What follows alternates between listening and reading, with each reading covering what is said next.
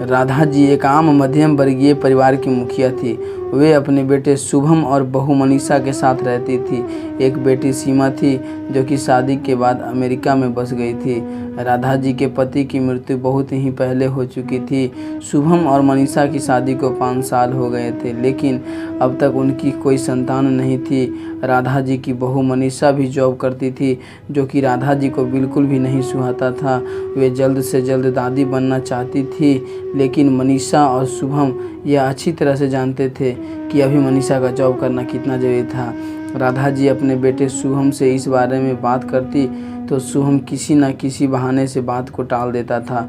इसलिए वे मनीषा को ही परेशान करने के बहाने ढूंढती रहती थी ताकि वह अपनी जॉब छोड़ दे। और अभी कोरोना काल में तो मानो उनके मन की मुराद ही पूरी हो गई थी। हालांकि वे दिल की बुरी नहीं थी, लेकिन पोते की चाह में वे ना चाहते हुए भी ऐसा कर जाती थी। अपनी हम उम्र सहेलियों को दादी बनते देखकर उनका मन दुखी हो जाता था। उस दिन भी घर में ऐसा ही कुछ हुआ। ऑफिस में काम की वजह से मनीषा देर तक सोती रह गई और राधा जी को अच्छा खासा मौका मिल गया। ये क्या बहू, अभी तक सो रही हो? पता है सुबह के 10 बज गए हैं। शुभम भी बेचारा कब से उठकर ऑफिस के काम पर लग गया है और तुम हो कि अभी तक सोई पड़ी हो।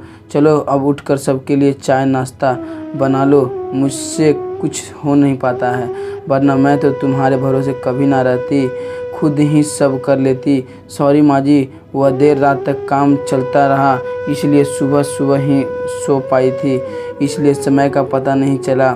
आप चलिए, मैं अभी जल्दी से आता हूँ। हाँ हाँ ठीक है।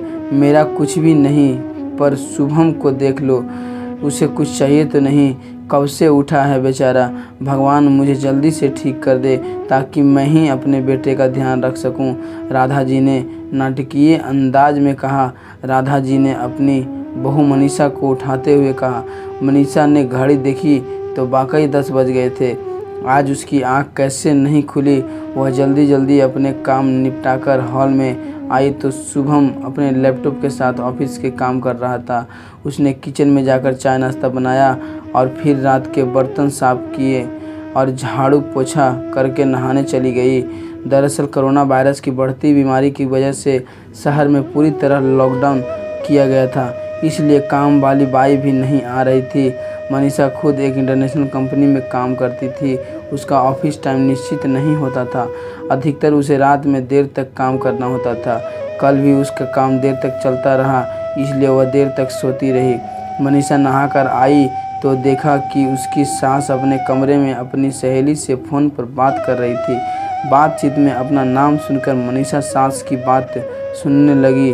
अरे शारदा, तुम भी अपनी बहू को ज़्यादा सर पर मत बैठाओ। बहू को ज़्यादा उड़ने दोगी तो कल को अपनी नौकरी के चक्कर में वह तुम्हें ही घर की नौकरानी बनाकर छोड़ेगी।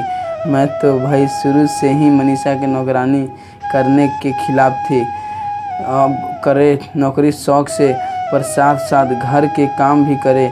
मैं तो बदन दर्द का बहाना बनाकर बैठ जाती हूँ, नहीं तो सारे काम का बोझ मेरे सिर पर गिरता है। मैं कोई मुफ्त की नौकरानी थोड़े ही हूँ। मैं तो कहती हूँ तुम भी यही किया करो। सास की बात सुनकर मनीषा की आंखों में आंसू आ गए।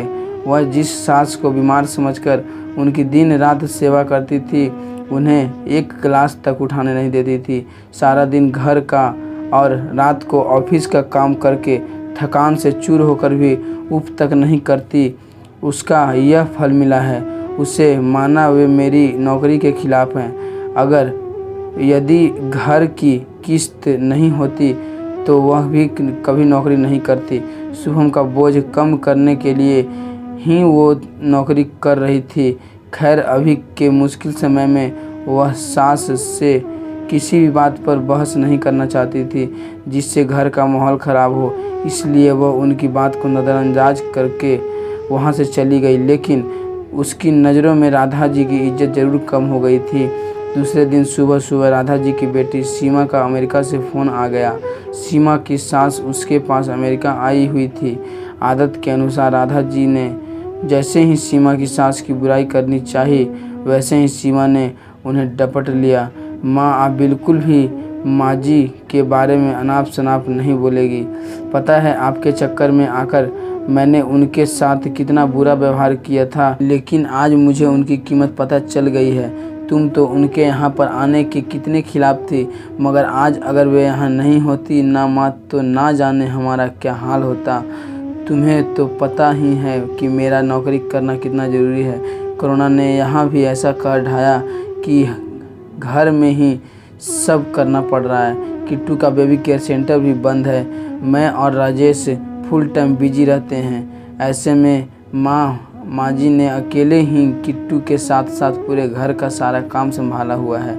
मुझे कुछ भी नहीं करने देती है। अगर वे नहीं होती तो माँ हमारा क्या होता, यह सोच कर ही रोंगटे खड़े हो जाते हैं।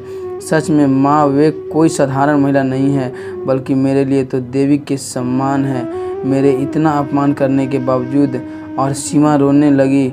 उसने फ़ोन कट कर दिया। सीमा की बात सुनकर राधा जी की भी आंखें भर आई। उन्हें अपनी भूल का एहसास हो गया था। मनीषा तो वाकई उनका कितना ख्याल रखती है। उनकी कड़वी से कड़वी बात का भी बुरा नहीं मानती है, उल्टे जवाब भी नहीं देती है। वाकई अभी का समय तो एक दूसरे को हौसला देने का है, सारे गिले शिकवे भुलाकर एक दूसरे की मदद करने का है। तो फिर वे स्वार्थ में कैसे अधि हो गई थी, इतना कैसे गिर गई थी कि ऐसे मुश्किल समय में अपने ही परिवार की सहायता नहीं कर सकती। उन्होंने उसी समय मनीषा को बुलाकर उसके सिर पर प्यार से हाथ फेरते हुए कहा, मनीषा, आज से घर के कामों की आधी जिम्मेदारी मेरी रहेगी। मैंने आज तक तुम्हें जो भी कहा और किया उसके लिए सॉरी। चलो अब तुम जाकर आराम करो, खाना मैं बना लूँगी। इधर सास का बदला हुआ रूप देखकर मनीषा की भी आंखों में खुशी के आंसू आ गए और अपनी सास के प्रति उनके मन में फिर से पहले वाला सम्मान वापस आ गया था। शायद हमारे जीवन में मुश्किल समय आता ही इसलिए है कि हमें एक दूसरे की अहमियत का पता चले। अपनी गलतियों का एहसास होने और आगे बढ़कर माफ़ी मांगने से बाकी इंसान छोटा नहीं बल्कि बहुत बड़ा हो जाता है, राधा जी की तरह। तो दोस्तों, आज की कहानी यहीं पे समाप्त होता है। आशा करते हैं कि यह कहानी आपको पसंद आई होगी। आपका क्या विचार है इस कहानी को लेकर, आप कमेंट करके ज़रूर बताइएगा और वीडियो को लाइक करके चैनल को प्लीज़ सब्सक्राइब ज़रूर कर लीजिएगा और घंटी को दबाकर ऑल पर सेट कर लीजिएगा ताकि आने वाली वीडियो का सारी नोटिफिकेशन आपके पास चला जाए। तो आज के लिए इतना ही रखते हैं।